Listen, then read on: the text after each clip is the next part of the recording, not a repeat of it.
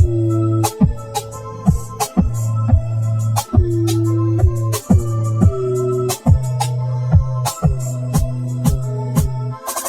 panahon ngayon, puro palagdian ang kanta. Kaya sa mga kabataan, marami na ang tanga. Mga sabik na sabik, magpakita sa madla ng kanilang mga selfing nakatibak lang at bra. Gusto niya na masabihang maganda ng mga kalalakihan, naglalakihan ng mata. Pagkat halos lahat, nais siyang maganda. Kakagluta ang puti na, daig pa ang kanya. Marami-rami na rin siyang mga sinamantala. Mga parokyari niya na nakapila sa kanya. Mapapatanong ka niya lang ng titigasan ka. Lalo na kapag nakapila ka na niya. Pag tinitingin mo siya, malipitan sa mata. Magkukulat ka sa FB na para siya maganda. Ito na yan yung ulpangan mula na pinanganak ka. Hindi ka liberated, malandi ka talaga. Para lang makabili ng mga gamit. Ikaw ay walang kaba na magsagamit. Kung gani-ganino ka na lumalapit. Kahit na kaninong patali may kumagapit. Malandi, malandi, malandi ka. Malandi, malandi, malandi ka. Mapipi, mapipi, mapipera. Nakape, nakape, nakapira. Luwa, suso, kasi yan daw ang puso. Ang dami-dami nilalagian. Nakakabobo magpo-photoshoot.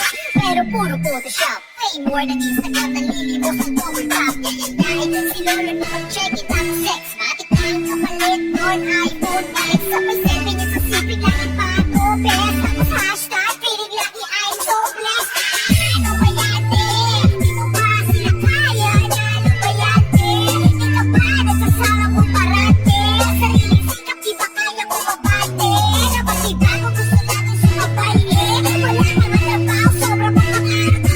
Nakakatubig sa set, isang hotel na mag-isa. Ako din is pogi niya nasa kubeta ng palawak. Para lang makabili ng mga gamit. Ikaw ay walang kaba na magsagamit. Kung gani-ganino ka na lumalapit. Kahit na kaninong patali may kumagapit. Malandi, malandi, malandi ka. Malandi, malandi, malandi ka. Mapipi, mapipi, mapipera. Nakape, nakape, nakapira. Mga literal na pek-pek short. Patabas doon sa Facebook pagre-report. Natripan lang naman nila sexy pic mo. Sanay ka naman kunwari bang sensitive ko. Kita friend post, galit pag napastos. Pinastos ko yung pic niya, nalabas so. Sorry naman, matino ka pala. Mali yung tanong, matino ka pa ba? Hindi naman ka, ibig sabihin ganito ka. Malalaman ko yan kapag sa akin nagtanto ka. Ano man ang narinig mo, di ka dapat masaktan. Lalo na kung alam mo naman di ka naman ganyan. Di ako yung tipong rapper, nasabik sa puso. Puro tungkol mo ng kata para isa uso. Sa pulang nasa gitna, pati ang nasa grade. Kung tinamaan ka, pasensya ka na bestie.